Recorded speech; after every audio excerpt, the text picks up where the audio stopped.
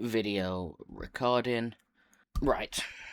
Oh, hello there! So, within game development and trying to learn how to make games, or even making games, you've definitely heard of the point been thrown around of just make small games. Come up with an idea that's small and just make a small game. You'll have a lot more success with it, but what actually is a small game?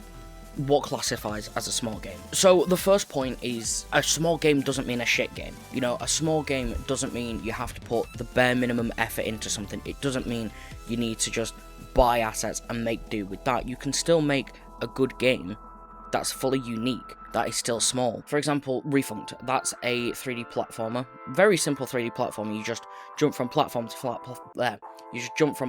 platform and it changes the colour of the platform. You've got a little timer saying how long you've done it in, and you just need to try and hit all the points. Very simple game, and that's fostered a speedrunning community, and even myself, I've got a good few hours in that game. Each run usually lasts about a minute, less than that depending on how good you are, but I've still got a good few hours in that game, so that alone shows that even the simplest ideas can still be fun, can still be addictive. There's Rusty Lake Hotel, which I think for all the achievements in the game and to complete it 100%, I think I clocked in around 3 or 4 hours in it, which all that game is it's just a puzzle game. It's just a weird little puzzle game, free on Steam, and it's great. It was entertaining, and 3 hours is nothing. 3 hours for a game is very, very small, but again, it was still good. People still love it. And then another small game, just to kind of further clarify the point, is We Were Here. The first We Were Here. They made that game. It's quite small. You could probably, I think, get all of the achievements again in about an hour or two, 3 hours-ish.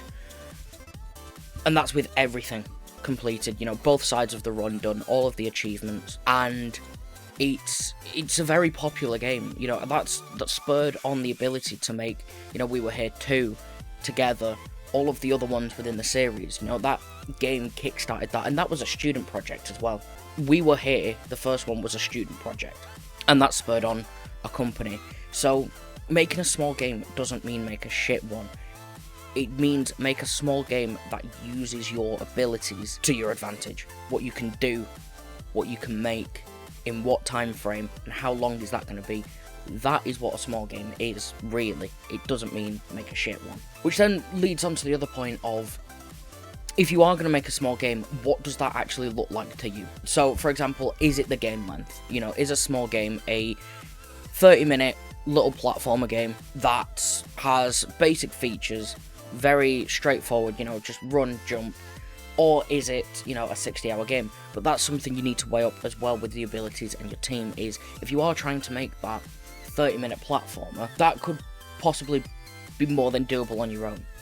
If you're just trying to make a platformer with a couple levels, a couple mechanics, that's something you could most likely make. If you're looking at trying to make something like, a 4-hour game, like Amnesia, for example, if you're a solo dev trying to make Amnesia, which is about a 4-hour game in total, just for one straight playthrough of it, and if you're trying to make that on your own, that's going to be a lot more difficult. However, if you've got a team with you, if you've got a team of 5 and 10, that could make that a lot more doable and a lot more achievable, because you can then spread the weight of that responsibility around. So it's about weighing up what you have on your team, and it's about what resources you have available to you. If you've got a team, you can make a slightly bigger game. If you're on your own, work to your strengths, as I said before. And just kind of speaking on the topic of Amnesia as well, for example, if you're trying to make a game and you've got one programmer who is, say, trying to make an Amnesia style interaction system all the way from scratch. Why did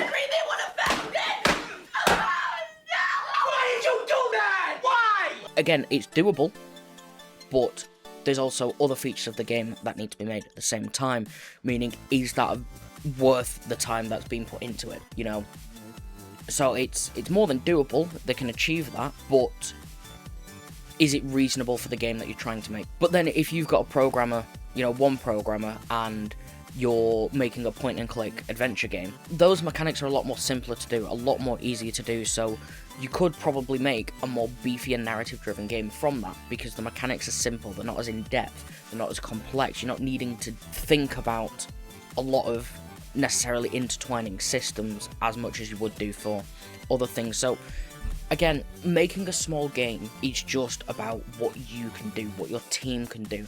Is it how long the game is? Is it the mechanics in the game?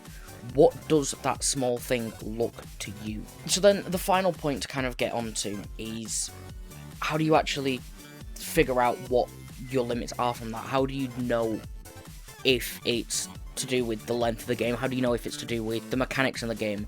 And for that, the simplest answer is just game jams. You know, go on itch.io, go on the game jams board, look for open game jams, join them, have fun, you know, try and put a team together, see how you work with a small team, make a game on your own for it, but just work to those constraints that the game jam sets. It will give you a theme, possibly a mechanic, maybe, some game jams do, and just run with it. Try and come up with an idea as quick as possible, sit down, get in and make it. Your first few ones will be absolutely dog shit. You might not even finish. But that's okay, that's not the point. The point is, you're learning your abilities, you're learning how and what a small game looks like, you're learning what you can create, and that's what you need to do. I mean, if there are no game jams available that you want to join, then make one yourself and set yourself up constraints. You know, say, right, I'm making a 2D platformer and I can only use the colour black and white. How are you going to visually show interesting mechanics with that? How are you going to make the game look good? What sort of things are you going to put in that?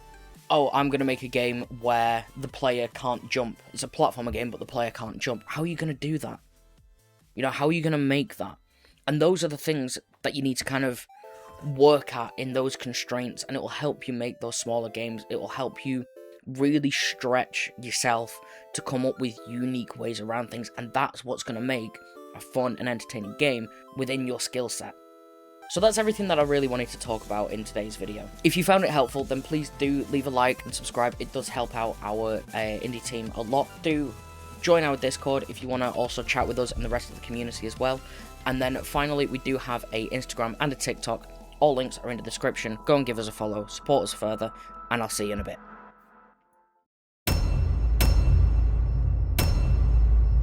Waffle.